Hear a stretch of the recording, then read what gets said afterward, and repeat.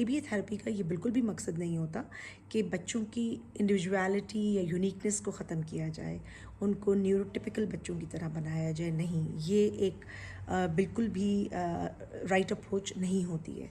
इन तमाम बच्चों के अंदर कोई ना कोई स्ट्रेंथ होती है। उनकी स्ट्रेंथ को समझना, उनकी स्ट्रेंथ को हाईलाइट करना, पेरेंट्स के साथ मिलकर उसके ऊपर काम करना बच्चों के हक़ में बहुत बेहतर होता है। एबीए थेरेपी के ज़रिए इन बच्चों की इमोशनल रेगुलेशन करने में बहुत आसानी होती है।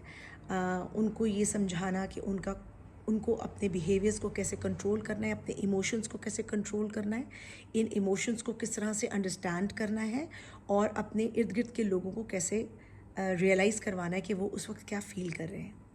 ये इनके समझना इनके लिए बहुत हेल्पफुल होता है। एबीए थेरेपी के ज़रिए इन बच्चों की लर्निंग स्किल्स को बहुत बेहतर किया जाता है। फॉर एग्ज़ाम्पल, बच्चों का फोकस करना चीज़ों के ऊपर, या टास्क कंप्लीट करना, या इंस्ट्रक्शंस को फॉलो करना, ये स्किल्स इन बच्चों की थोड़ी सी लैक करती हैं।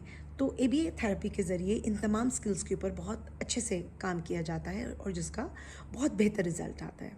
एबीए थेरेपी चाइल्ड सेंटर्ड होती है। इसमें बच्चे को ही सामने रख के, उसकी यूनिकनेस को सामने रख के, उसके इंटरेस्ट को सामने रख के उसके लिए प्लानर्स बनाए जाते हैं। उसको जिस जिस एरिया में हेल्प रिक्वायर्ड होती है, उसी एरिया में उसको हेल्प दी जाती है।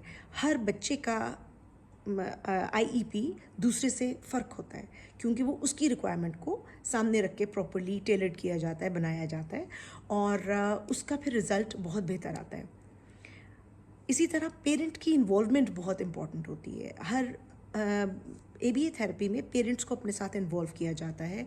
उनके प्लानर्स बनाते वक्त उनकी अप्रोच को बिल्कुल पेरेंट्स के सामने रखा जाता है। उनको सिखाया जाता है कि किस किस तरह से बच्चों के ऊपर काम करना है, किस तरह से उनके बिहेवियर्स को एग्रीवेट नहीं होने देना, किस तरह से उनकी चीज़ों को समझना है, उनके सेंसरी इश्यूज़ को अंडरस्टैंड करना है, और उस तरीके से उनकी लर्निंग स्किल्स को बेहतर बनाना है, सो दैट वो ज़िंदगी में आगे जाके इंडिविजुअली, इंडिपेंडेंटली बेहतर परफॉर्म कर सकें।